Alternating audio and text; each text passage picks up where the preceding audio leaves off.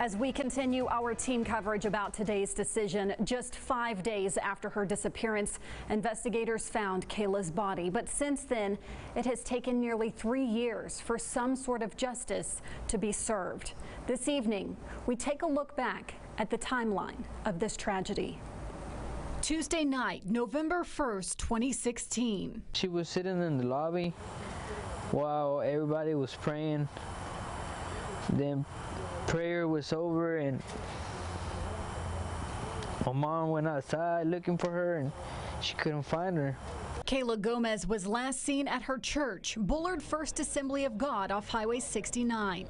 Canines, police officers, sheriff's deputies, the most experienced investigators all called in to search for this little girl. We've got the FBI and the Texas Rangers here now. Her family says she was the opposite of a troublemaker. Running away would be completely out of character. They say she's a very responsible young lady. She's never ran off before. An intense canvass of the area started that night. They've been searching for 2 or 3 hours, covered lots of area, and still nothing at this time. But it wouldn't end for 5 more days. A search that united a community.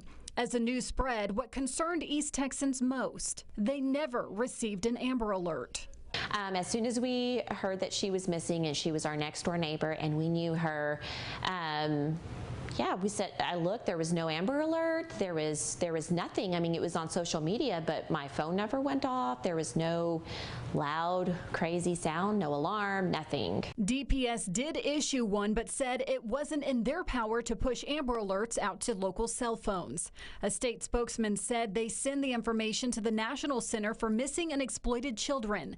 Their policy requires a full vehicle description before sending the alert.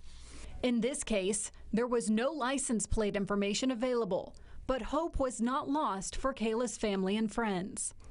She is a very, very sweet young lady.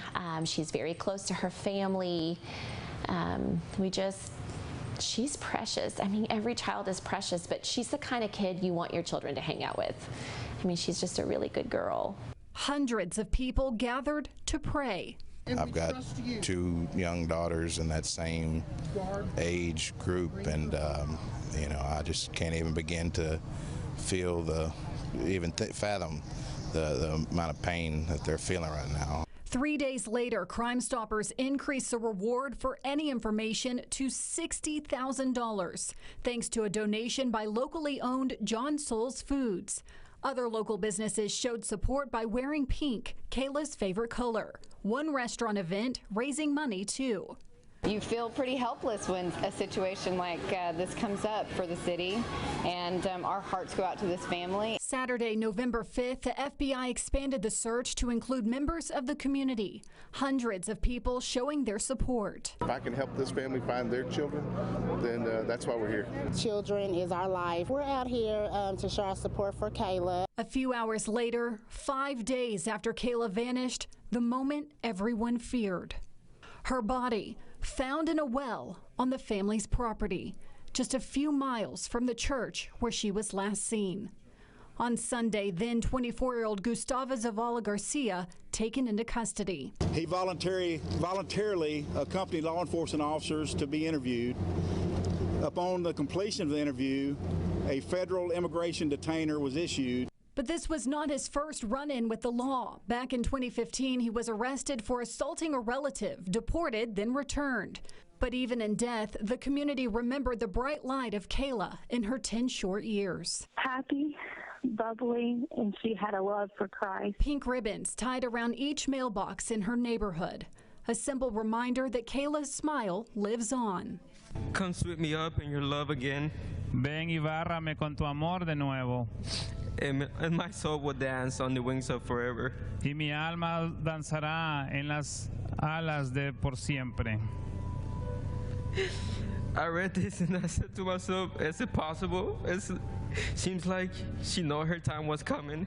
The following week, Zavala Garcia was charged with capital murder.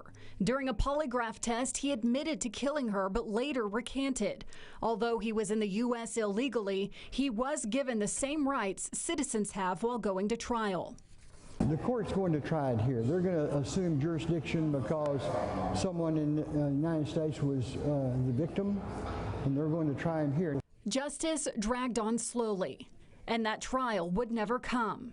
It was originally set for August 2017, then delayed 5 times due to DNA tests taking longer than expected. The demand for DNA testing in criminal cases has drastically increased over the last 20 years. Then Smith County District Attorney Matt Bingham requested the trial be moved to 2019, when newly elected DA Jacob Putman would be taking over. We are really hoping that they will give more funding to DPS, because not just with that case, but lots of our cases, we are waiting on DNA testing. Finally, his trial was scheduled for March 2020, but the family didn't have to wait that long for a verdict.